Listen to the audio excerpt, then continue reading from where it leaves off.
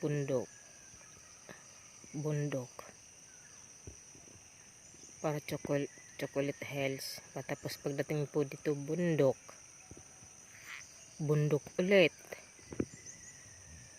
ulit, di mo malang makita kasi puro puno, punong kahoy, puro punong nyug.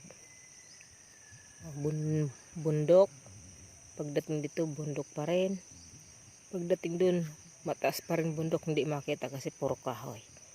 Pagdating yun bundok, pagdating dun bundok pa rin, hindi makita kasi purong puno nog. Yun ang aming lolo ka rin, nagarakot pa, magaguti pa ngayon. Ilan araw nang kaguguti, di matapos-tapos. Maaga kasi kami ngayon dahil naghahakot sila.